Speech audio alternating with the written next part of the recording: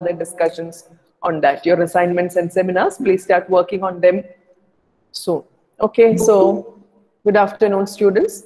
Today, let us spend some time to look at the work of one of the preeminent Indian writers in English, Mulk Raj Anand, a writer who's often considered as a pioneer of Indian writing in English. He is considered as one among the big three, or the triumvirate of Indian English novelists.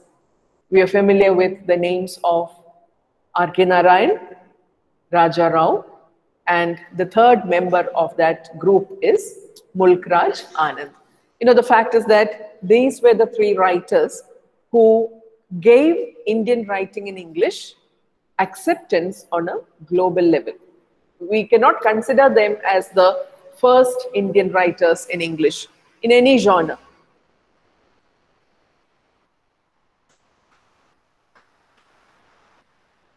You want to close the door? You know, there have been,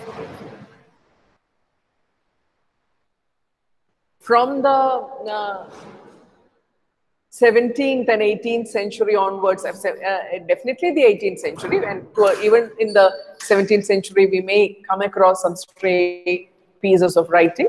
But Indian writing in English, you know, has a long history. But those early attempts are very often not considered as, you know, worthy enough for greater academic discussion. In the 19th century also, we have many writers, some of whom you are probably discussing. But, you know, bringing Indian writing in English into its own, giving it a stamp of originality and authenticity, and writing in English in exactly the way they would have had they chosen any Indian language. You know, that is the, I think, the credit that we should give to writers like R.K. Narayan, Raja Rao, and of course, Mulk Raj Anand too, among the novelists. Of course, among the poets, there are many more, but Indian writing or Indian novel in English, I think, gained the stamp of approval with the work of these three writers. And I'm sure your syllabus would have the works of those other, the other writers too for study. Definitely R.K. Narayan, Raja Rao also, the guide of R.K. Narayan, but Raja Rao, is he prescribed for study? Yeah. In any case, he's also a very significant Indian writer. But what we have to do is to look at the work of Mulk Raj, the Coolie, the novel written by Mulk Raj Anand. But to do that, before we enter the novel itself, I would just like to introduce you to the author and make some very significant, I mean, some points which are really worth mentioning. Allow me to make a presentation so that it's clearer to you. Yeah, so this is the work of Mulk Raj Anand, Coolie, that is prescribed for our study. I hope the slide is visible. Yes, yeah, okay. Are you familiar with Mulk Raj Anand as a writer? In what context?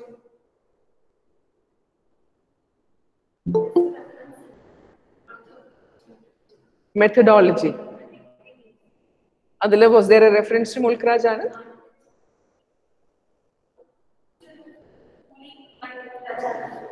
Okay. When you discussed the topic of maybe subaltern studies, Dalit writing, okay, the Samayat, probably you would have had a reference to the works of Mulk Raj Anand, particularly Untouchable and Coolie, both of which can be considered as subaltern novels, even though they have not been written by a subaltern himself, in the sense that he does not definitely belong to the Dalit, his background is not a Dalit background, but the issues that he deals with are definitely subaltern issues. And to that extent, you can definitely consider these as subaltern novels or Dalit, subaltern novels, definitely. So it is in that context that you've heard about Mulk Raj Anand. Yeah, so this is Mulk Raj Anand, 1905 to 2004, a very long life actually, 99 years, and a major part of this long life was devoted to not just writing, but also culture and politics too. He's been a very involved writer, unlike the other two. Raja Rao and R.K. Narayan have basically been writers, but Mulk Raj Anand has engaged with so many other areas of activity. His contributions to the field of culture and cultural studies, again, that's something that we need to mention. And he was a very political writer too, very actively engaged in political movements.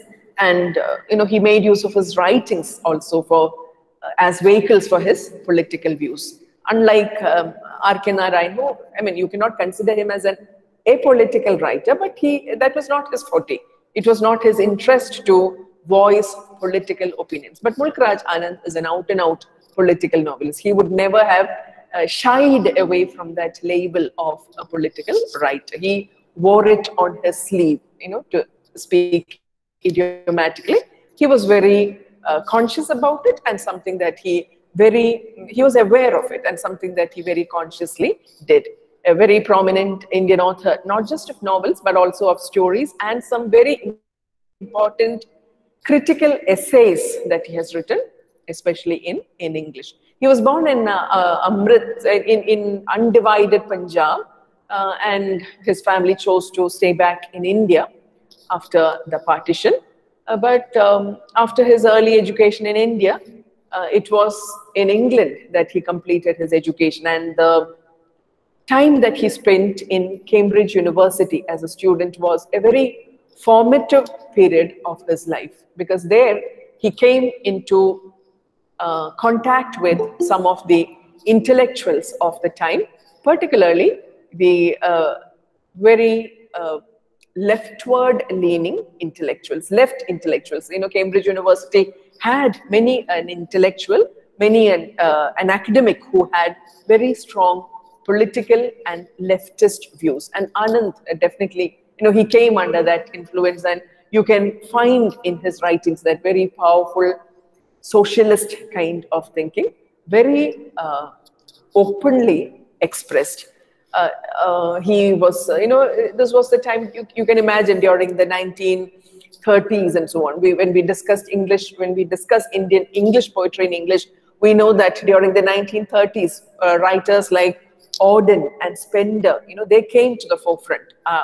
The poetry of the modernists like Eliot and Yeats, literature of the modernists like Virginia Woolf and D.H. Lawrence and James Joyce, that took a backseat. And you have the works of very politically conscious writers like W.H. Auden, Stephen Spender, C.D. Lewis, and so on, coming out. And that whole decade of the 1930s was a very powerfully political phase in English literature. And you can see the impact of that in the Indian writers who had spent their formative years in England around that time. Mulk Raj Anand definitely belonged to that category, and in no time at all you find him very much at the center of a great deal of political involvement on the part of writers and academics and intellectuals. He would take part in many conferences, and very soon established something called the Progressive Writers Association. It was a very powerful organization. My presentation has a reference to that as well.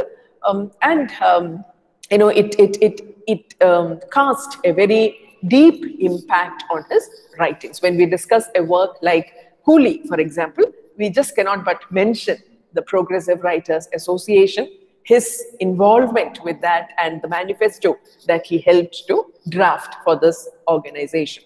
We'll refer to that manifesto as well. I have put up a slide on that manifesto. And and even the Spanish Civil War. The Spanish Civil War was also a mighty event of those times. It was a move. It was one of the first, even before the Second World War, it was one of the mighty moves against totalitarianism, against the regime of Franco, the dictator Franco. In Spain, you have the Civil War. And it was a war in which intellectuals from various parts of the world participated. Even Auden, I mean, was somebody who was very closely associated with that. It was something which awakened the activists in writers all over the world, and Mulk Raj Anand was also one among that. Again, very closely influenced by the Spanish Civil War. Yeah, so he's, unlike the novels of Raja Rao, which are very philosophical, unlike the novels of R.K. Narayan, which presents for you the India, the very real, what shall you say, the land that India is, without any kind of exotic treatment given to it. That is the work of R.K. Narayan. The simple, the most simple expression of India without any paint or modification or guise at all.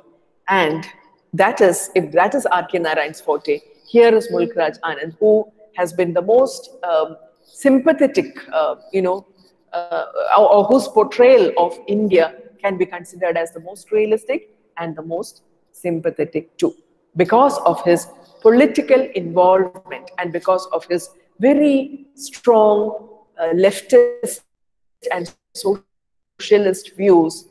The concerns that he expressed in his novels bring out the untold story of India as the nation that became independent tried to rebuild itself into a new nation state. Here was Mulk Raj Anand, who pointed out the fact that it does not come easy. India is a country that is laboring not just under the 200 years of colonization, but it labors under the more powerful yoke of the class and caste system in India. This was a truth that he highlighted in his novels. Okay, unlike many other novels, novelists who really did not concern themselves with those aspects, Mulk Raj Anand out and out pointed out these things, and he is therefore considered as a founder of the Indian English novel and one among the triumvirate, comprising himself R.K. Narayan and Raja Rao. In this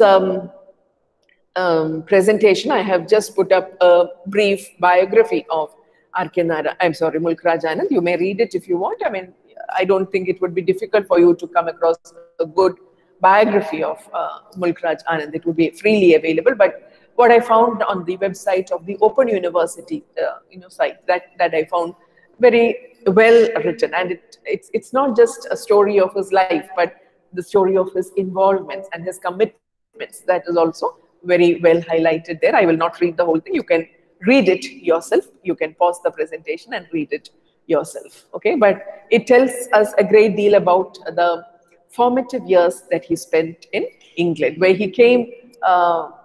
He was a very vocal member of Krishna Menon's India League, where he came into contact with a number of British intellectuals of the time, people like Bertrand Russell, Liam Foster, and many others, again, who also shaped his views. Then when he came back, he, as I told you, was involved in the Spanish Civil War too.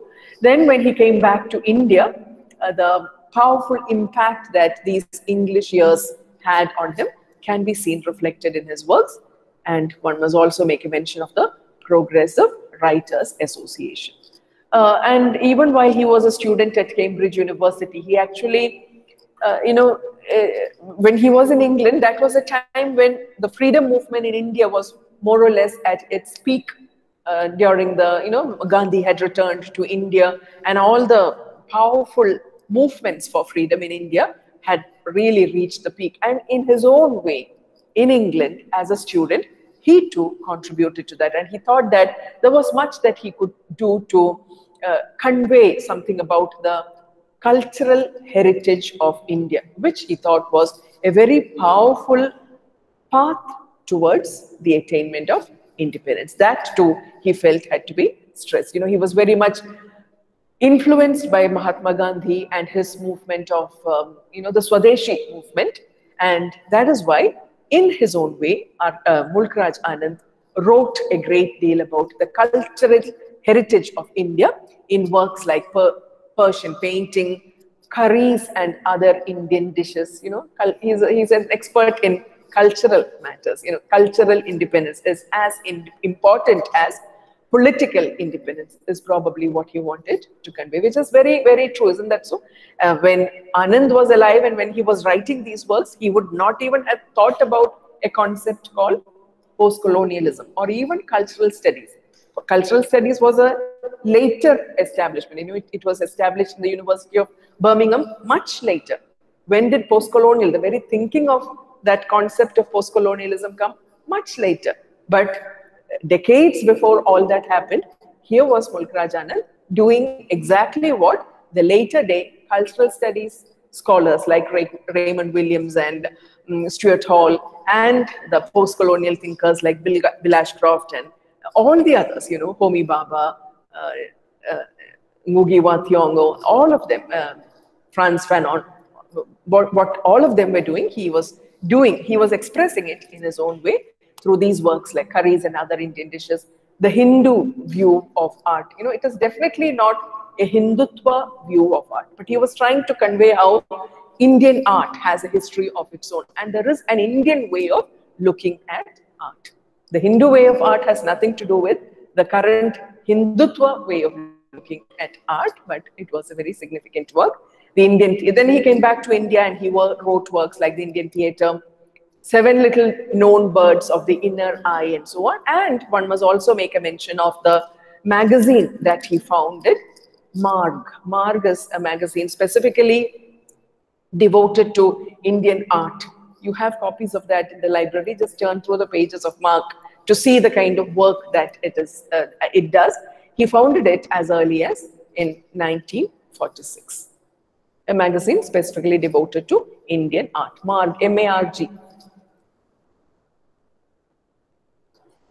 Yeah, you can see it in the presentation. You do watch the presentation, don't you, when you go back home? Yeah.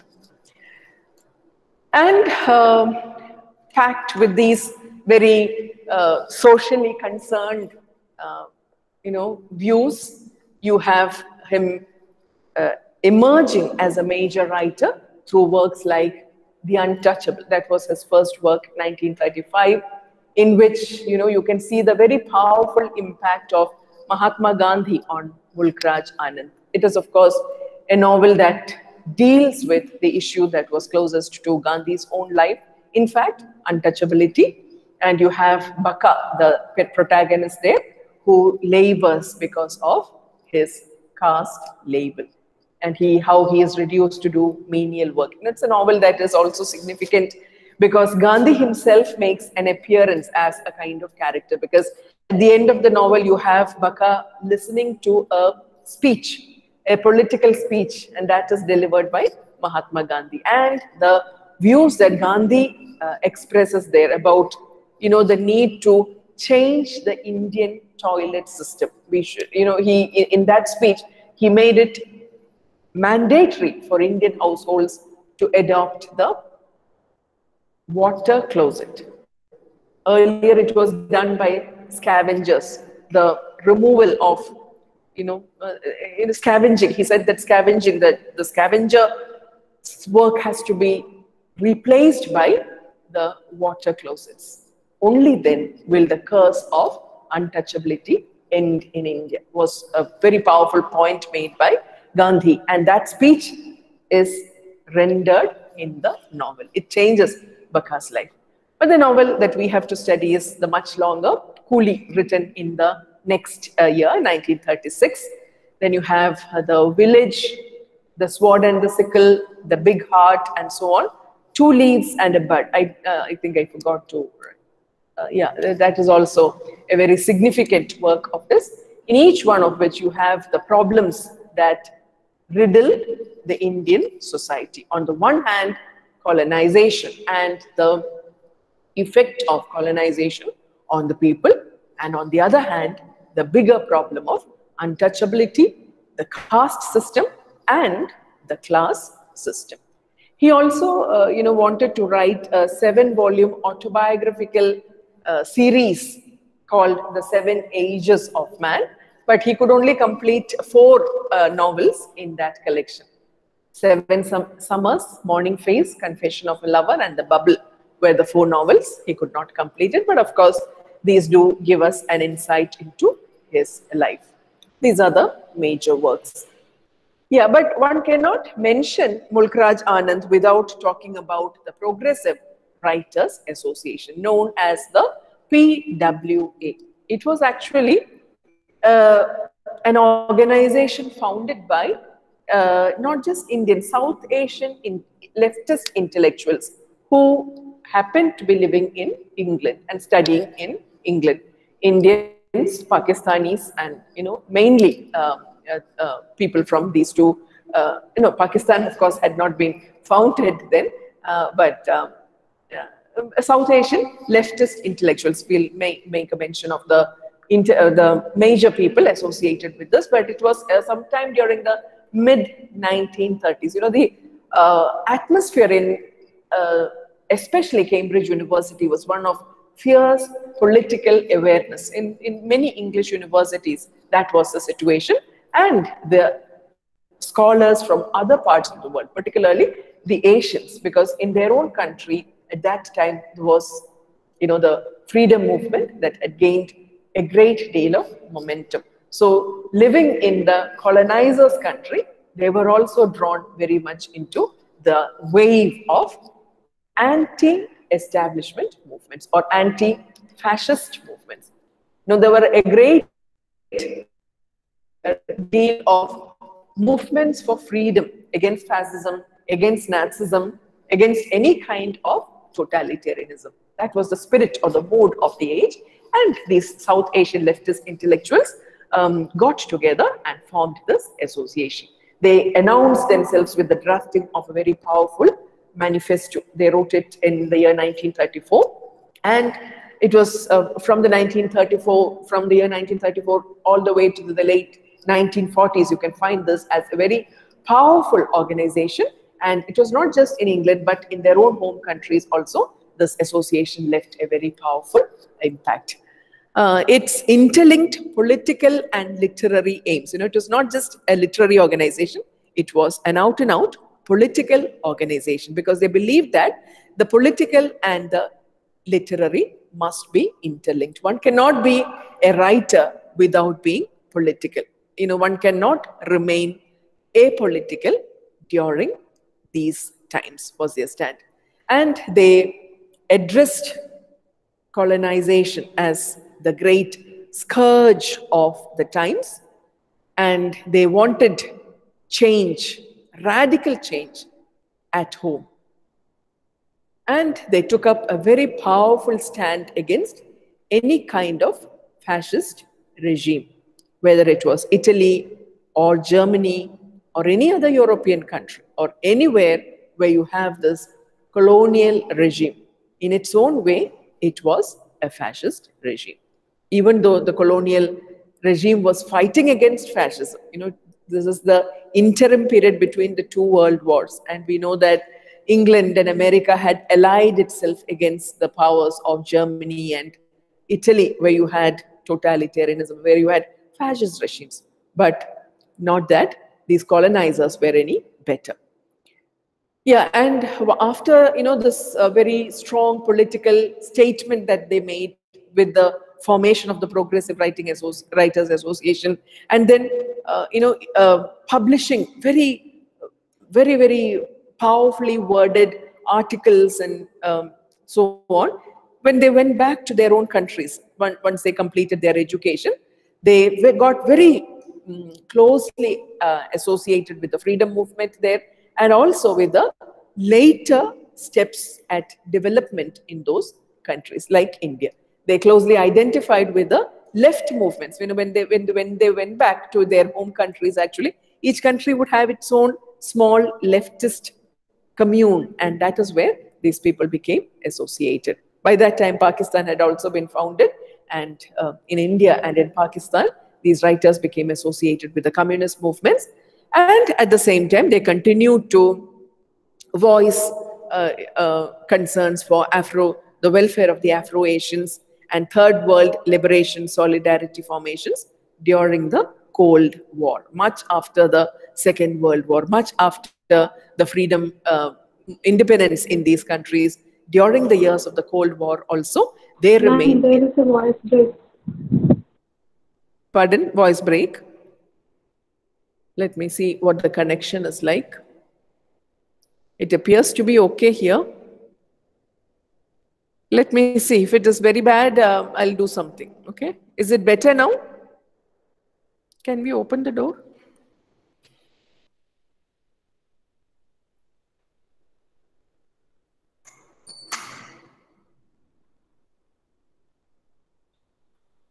So anti-imperialism was their stand. Okay, that was the language that the Progressive Writers Association spoke. He was, of course, Mulk Raj Anand was one of the founding members, along with others like Sajjad Sahir, Ahmed Ali, Jyotirmay Ghosh, and so on. And these three, Anand, Zahir, and Ghosh, they were the ones who drafted this manifesto, which stated their aims and objectives very clearly. And the members of this organization would meet often. You know, Anand and Zahir happened to attend the International Congress for the Defense of Culture. This was a conference that took place in Paris in 1935. This conference specifically aimed at freedom of expression and the relationship between art and society. So their participation in this conference was a major influence on them. And they went back to England and founded the PWA.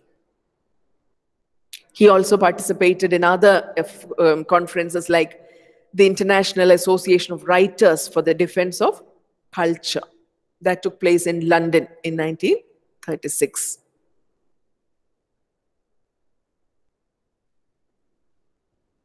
Yeah, so through their literary works, they sought to end war, fascism, and to ensure peace and brotherhood in society.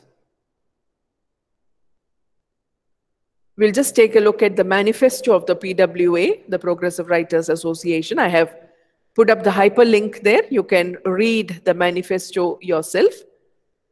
I have put it up here as well. I'll just read out certain sections of it. Radical changes are taking place in Indian society. The spirit of reaction, however, though moribund and doomed to ultimate decay, is still operative and is making desperate efforts to prolong it.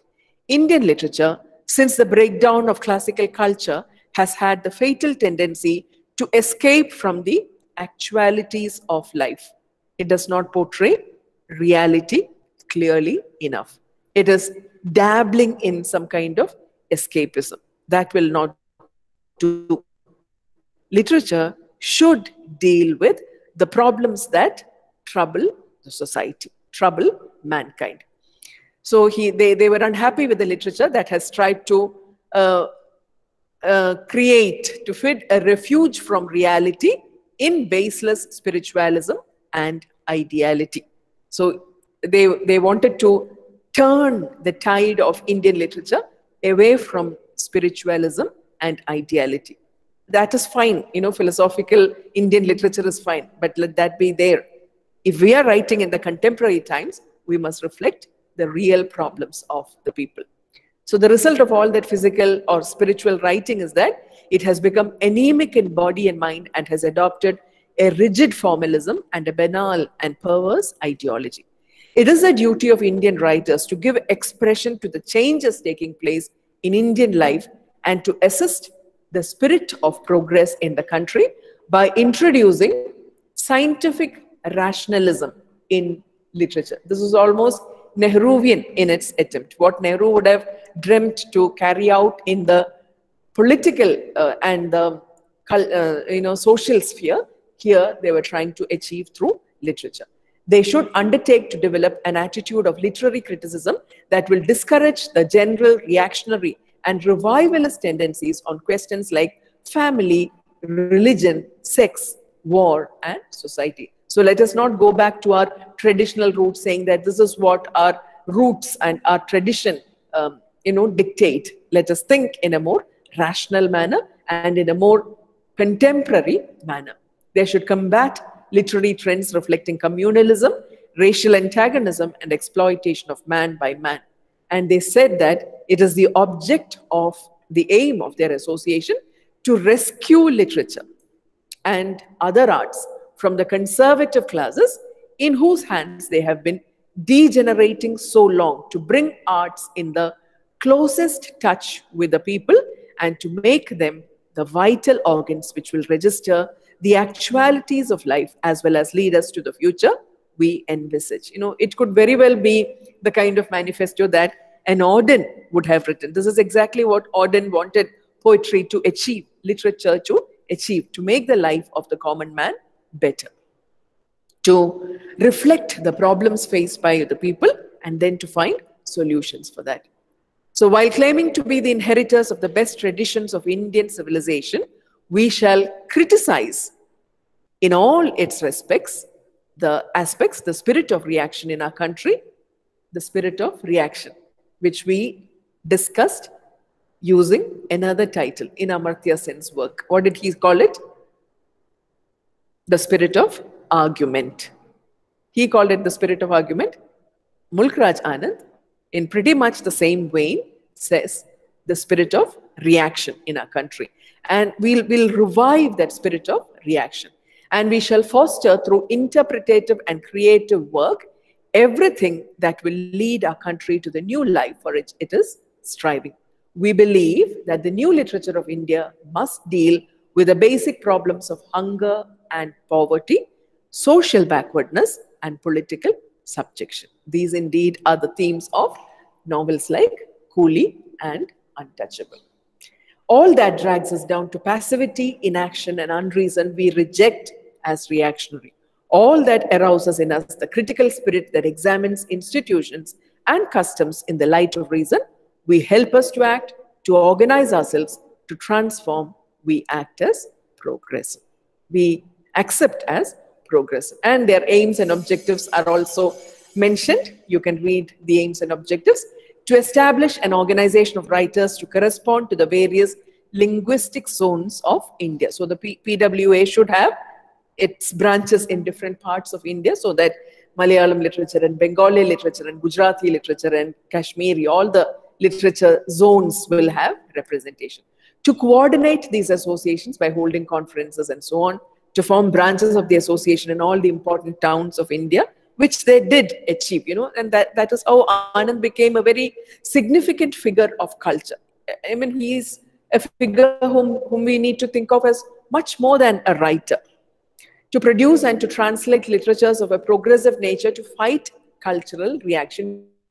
The trend of translating Indian English works into other languages, works from other languages into English, all of that, was ensured by the PWA and its many branches in India too.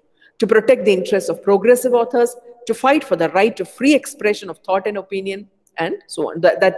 These five are the aims and objectives of the association. I'll conclude now by inviting your attention to the very long career of Mulk Raj Anand, something like 75 years, which is a very, very long period for a writer to be in the forefront. And in each stage, through every kind of work, novel, short story, magazines, political speeches, what he wanted to look for was a just, equitable, and forward-looking India. That is why he does not hesitate from presenting the solution of a water closet in a novel like Untouchability. That is why he does not hesitate from analyzing, the problems of the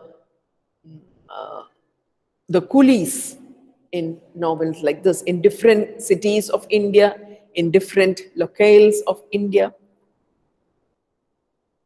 Yeah, so the range of his, topics, art, sculpture, politics, Indian literature, history of ideas. He was also very closely associated with many other intellectuals and writers. In fact, E.M. Foster, the famous English novelist, was the one who wrote a foreword to Untouchable, just like W.B. Yeats wrote it for Tagore's Gitanjali. And that accounts to a great extent for the kind of reception that these works got in those countries. So he emerges as a portrayer of the double evil of colonization and casteism.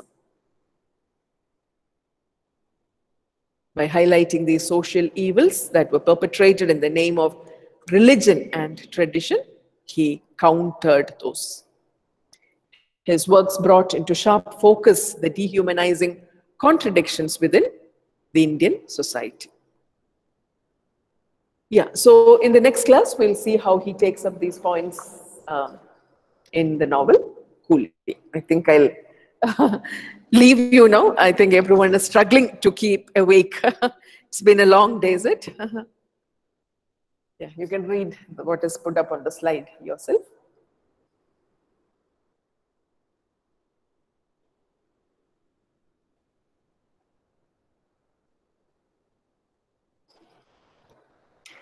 Okay.